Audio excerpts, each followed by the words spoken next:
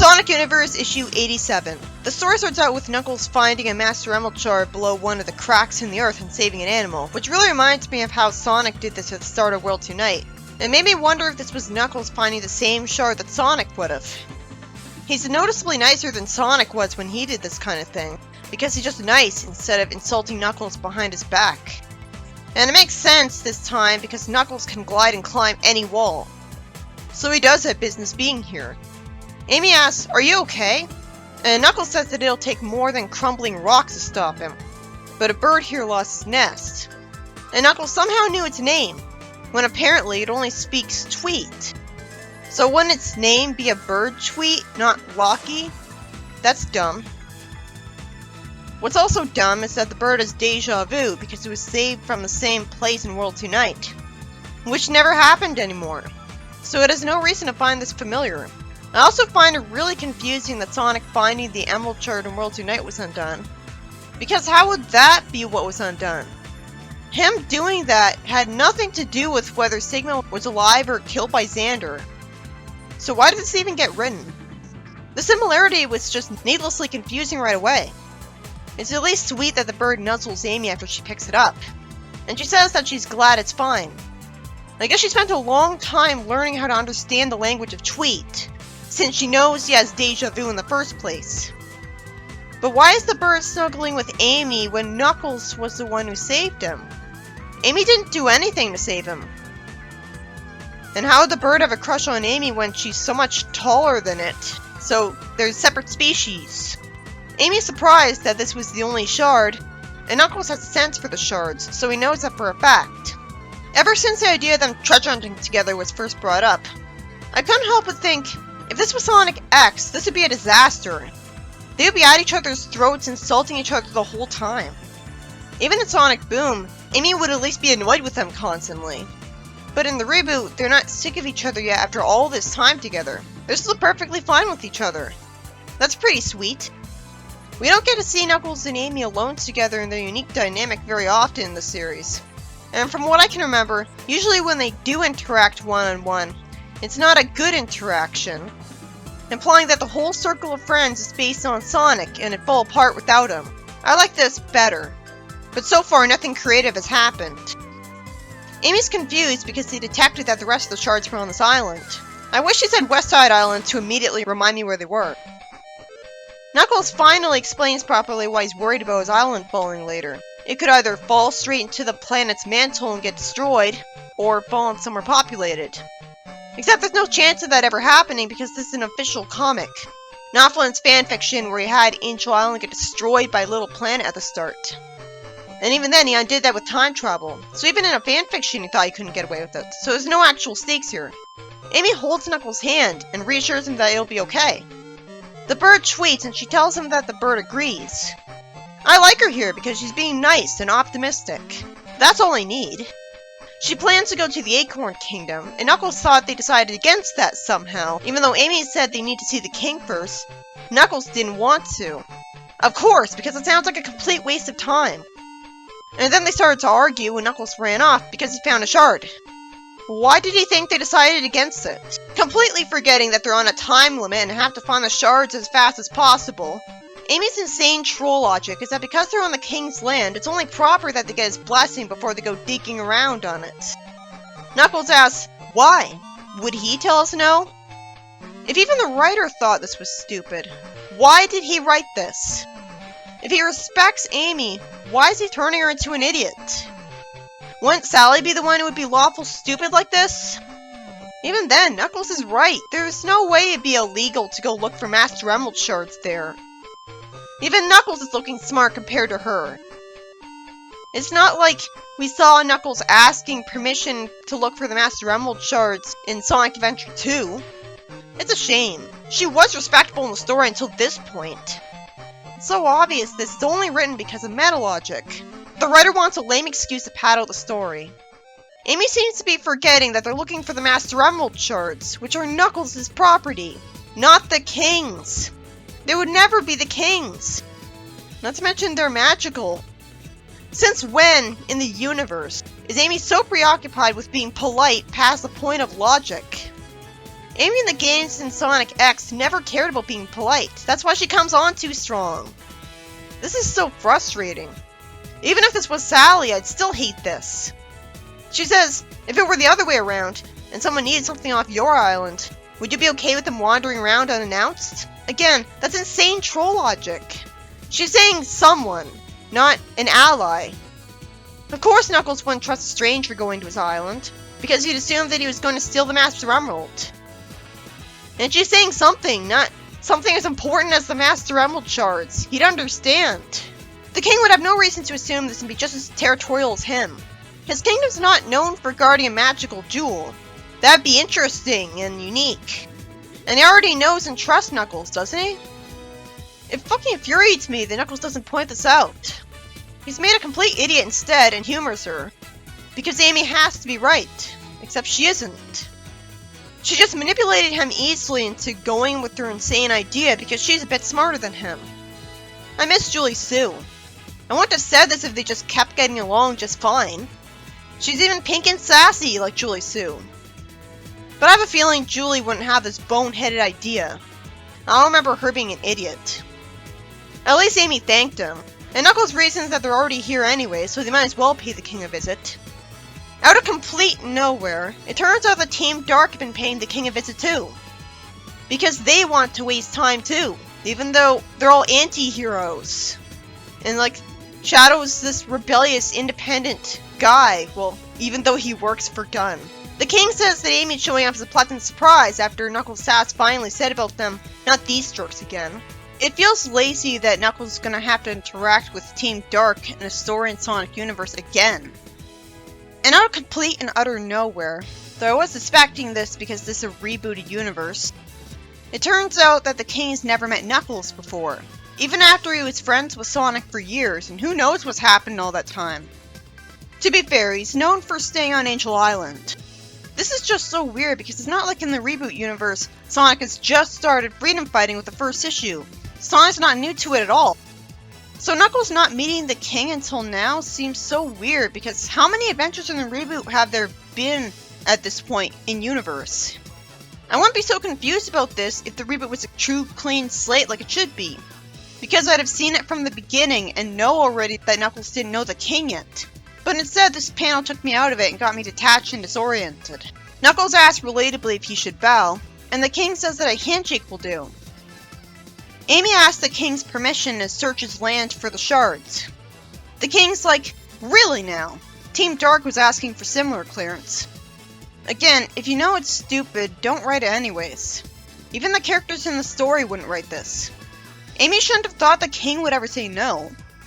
I mean, even if he did say no, would they listen to him? No. Rouge says that she feels another team-up coming on, and asks if that'll be fun. But shouldn't she know that Knuckles wants nothing to do with her and Shadow? Is she being sarcastic? What makes her cheerful? What makes her think this won't be tense and frustrating? A bunch of time is wasted because Knuckles has to explain to the king why he hates Shadow now, which wouldn't happen if they weren't with the king. And Amy complains because this is the first she's hearing about this, and yet she already knows who the hell Eclipse is when he casually mentions him. I guess what Amy means is that she hadn't heard that Knuckles and Shadow fought and were distracted by each other. I could tell because the word "this" was emphasized. It turns out Team Dark wasn't here to try to help look for Master Emerald shards to make up for things, and instead, they're still after the Dark Arms, who have taken refuge on Westside Island. How did they know that? Omega says that long-range sensors detected a bioform signature of considerable power. So it might be Eclipse and his minions. Okay, but doesn't Sonic have considerable power? If they're only detecting Eclipse from that far away because of his magic, a lot of other people would be detected. Wouldn't they know this? Are the sensors programmed to filter out detecting Shadow? Wouldn't the sensors pick up Knuckles, who's right here? So I guess that's not how it works. Or it is, and he's just ignoring him. On the bright side, the fact that they needed to rely on long-range sensors of Omegas proves that Shadow's Eclipse sense is not very long-range. And this explains why Shadow hadn't found Eclipse a long time ago. The planet is shattered right now, so it's not actually the case that Shadow could run all over the planet at super speed. If he started running at high speed, he'd eventually reach the edge of the continent. And he'd have to, of course he would react fast enough to avoid running to his death. But without an emerald, he apparently wouldn't be able to teleport far enough to get to the other continent. Still, he could run across the entirety of one continent at a time, and then get a plane to get to the next one. But what justifies him not finding Eclipse on foot then, if this is what he's been doing the whole time, is that Eclipse is on Westside Island. Not to mention he can't go search every building. And again, I can't help but feel bad for Eclipse because he really loves those Dark Arms, and they're kinda cute. I can't really find Team Dark the good guys here. I mean, if the Dark Arms and Eclipse were still clearly planning on trying to attack with an army at this point, and try to enslave everyone on the planet for food, then why have they been doing nothing of the sort the entire time? They've done nothing since Eclipse took off. Everyone would know about it if they were trying to attack people. It seems more like he was just minding his own business in one place, taking care of the Dark Arms in his spaceship. What's the problem? I hope there's some kind of happy ending for the Dark Arms. And it's so weird that this comic has portrayed Dark Arms so sympathetically that I said that ridiculous sentence. Knuckles of course assumed that Eclipse got the Master Emerald shards, and we only know that's not the case because a panel from an earlier issue totally spoiled that Ixis has them instead. So instead of this panel raising the stakes, it's just Knuckles being wrong. Rouge is eager to team up for a big hunt. I guess she's really lonely. This is a guy who keeps the Master Emerald from her. Omega says that he doesn't want to share the alien slaughter with them, and Shadow says that they just want the shards. Then I was happy to see that Shadow had a friendly smile. It would be off if he was like that most of the time, but still, this is nice to see every so often. The King says that he's deeply concerned that he was only informed of the Black Arms now, because the Black Arms threaten everyone, so everyone should be informed of their threat. I wish he'd say that it's because he'd like the freedom fighters to help as well, because otherwise, they obviously had a good reason to avoid a worldwide panic. He says that Commander Tower has his deepest respect for a reforming gun, but the old corrupt regime casts a long shadow. The old gun put the King's father on edge, making the King wary enough to trust Eggman once. So he makes it clear that he doesn't want things to return to the way they used to be. The King tells Amy to be safe, and Rouge points out that it was startling to see the King be serious instead of a jolly guy all the time ever. Well, I found it refreshing that he remembered what his character actually was. Sometimes he is supposed to be serious. It's weird that Amy's just learning that the Acorn Kingdom and United Federation have a bad history. Is she not from the Acorn Kingdom, or did she just really fail at history class? Isn't the United Federation basically Overland in the reboot? Then Knuckles demands Rouge to hand over the shards she has, being really serious and calm about it instead of awful. And Rouge says that she wanted to surprise him with them once he found the other shards. But she knew he could sense the Master Emerald, didn't she? Maybe she's lying. And she just wanted to hold on to the shards until Knuckles told her to stop because she liked jewels that much. She says that she's got a job to do right now, so she can't chase after his emerald. She says right here that she tends to chase after his emerald.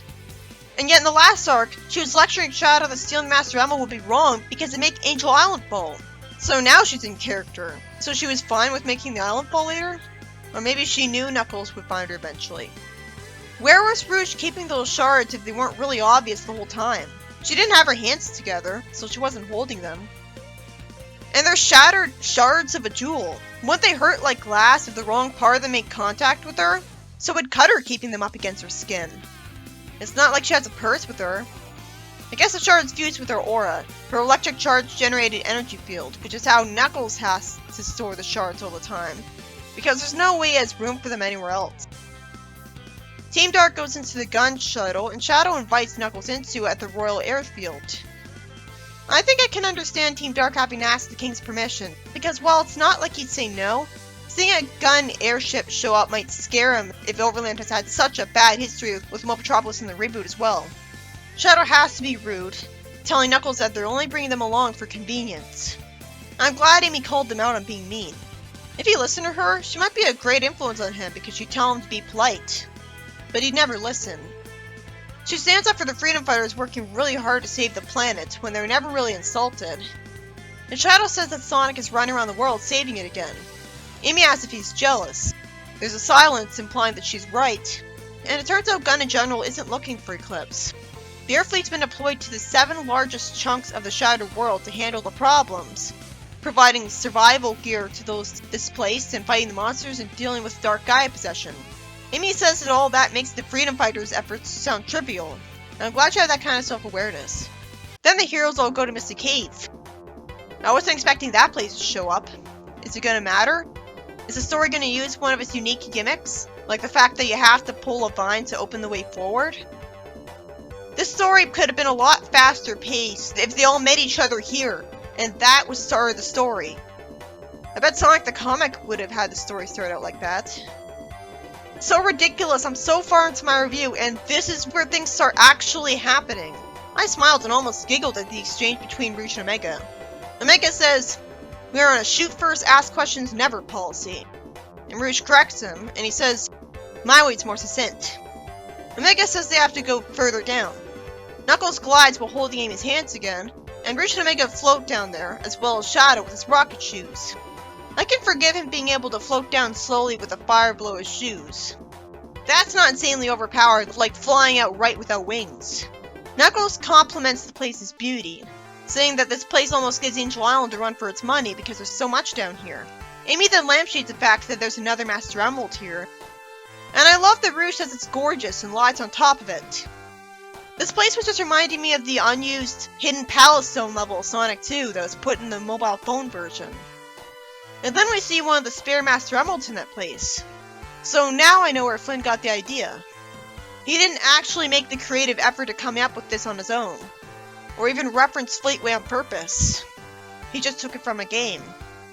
But at least it's a really obscure reference that only a Sonic fan would know, so you feel rewarded knowing about it, when it would have been confusing and arbitrary if you didn't get it. They should have called this place Hidden Palace. This place doesn't seem like a palace. Knuckles says that he doesn't detect any power coming from this gem. Rouge says happily, "Then you don't need it, right?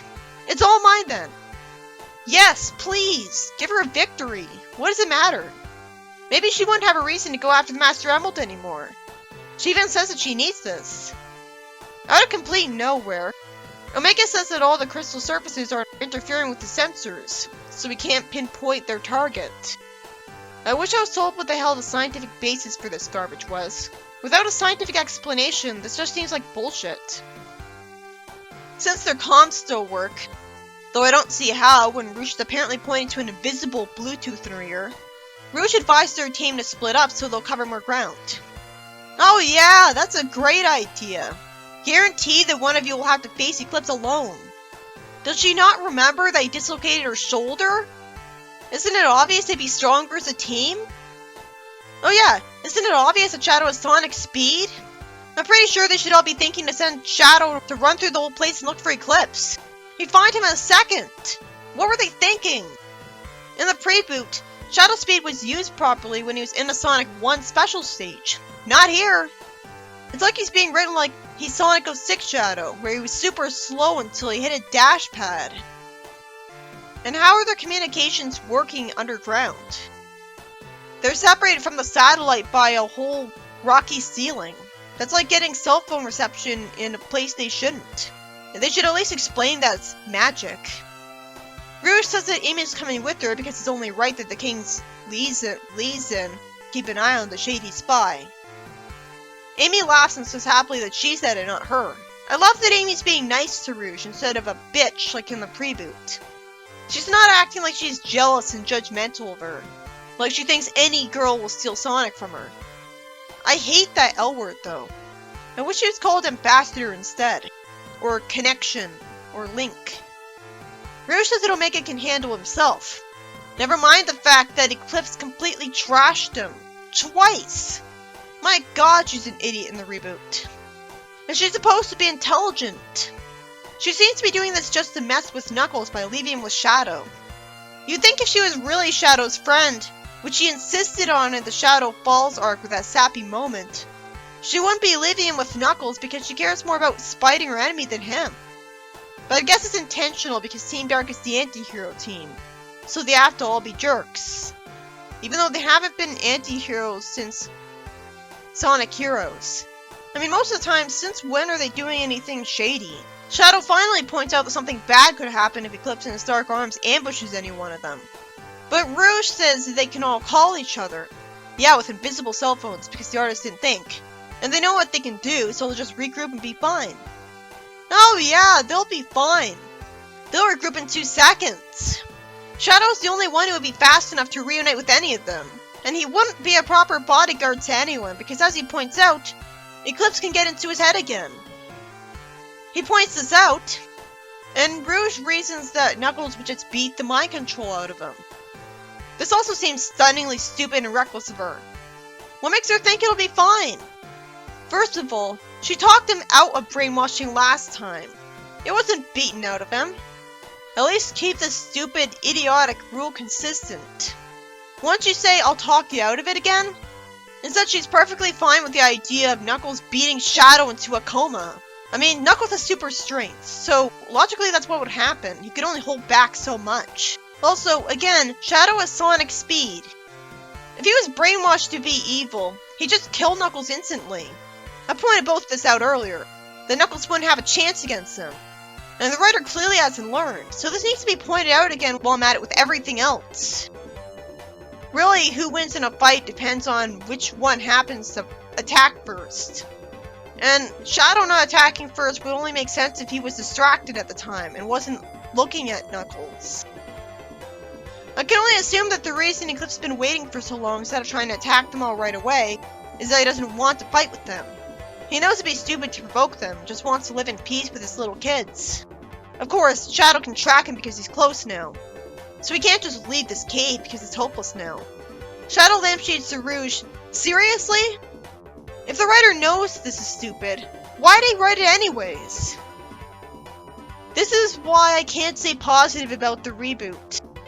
It's just really distracting when even the character in the story is expecting actual logic and can't get it because of the writer.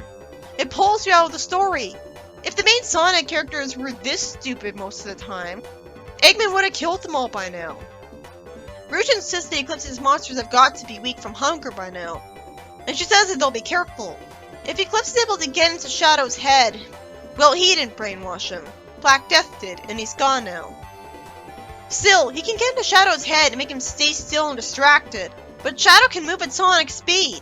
You'd think he'd just run to Eclipse right away and kill him with a spin dash. If Omega's detecting magical beings with long-range sensors, you'd think he'd immediately detect the person spying on them right now, and immediately go up to them and shoot them to death. Or if you want to be kid-friendly, he'd miss. Rouge says amusingly that because Knuckles is the last Echidna, Shadow needs to make sure he doesn't go extinct before he gets Master Emerald. Amy tells the two of them to play nice. And Rouge continues showing her unique character for Sonic, saying, even the bridge is made of gemstones. So many baubles, so little time. I like seeing Rouge's reaction to Hidden Palace Zone. Of course she loves it. But the of course there shows how easy a story like this really is to come up with. Rouge finds another fake Master Emerald, and she says that this place is heaven. If Knuckles had Tails build fake pedestals, he could bring these fake emeralds to Angel Island and have a ton of decoy Master Emeralds. Of course, anyone who wants to steal the Master Emerald might already know where the real pedestal is anyways. I can imagine Eggman would want to steal the Master Emerald. And I can imagine Eggman would have a Chaos Emerald detector, so he'd know that it was a fake right away. Then the heroes get scared by, green liquid? Omega explains that he can't destroy all the multiple glittery surfaces to unscramble sensors because that would cause a lethal cave-in, as we see water spouting around him. Someone who's not Eclipse says that he's one of Eggman's, infuriating Omega. And Omega has to deal with, some green liquid being sent to him, and some ice as well. Is the liquid green because of melted emeralds in it? Because that would horribly burn and melt Omega immediately at the melting point of an emerald. Why isn't he entirely frozen instead of just a little ice hitting him? I guess Ixis is arbitrarily only able to throw ice. Gotta bounce somehow. He's already a wizard, how is that a restriction?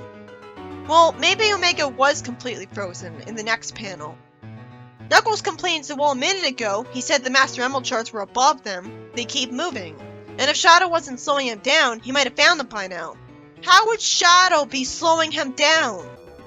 I guess if Shadow picked up and carried Knuckles while running whenever he could, he would inevitably run past where Knuckles' sense would tell him to go, so that can't work. I love the Shadow Lampshade's "I'm slowing you down." Knuckles says, "Look, can we not give Rouge the satisfaction of another lecture?" Yeah, I still hate the idea of Rouge the Jewel Thief giving anyone a lecture. Why does she have to be the one to do that? Shadow is robbed of his IQ points just for that. It's like with Sonic and Sally in Sad AM. Shadow Lampshade said the security on Angel Island was laughable, and Knuckles says that he was doing fine until Eggman came around.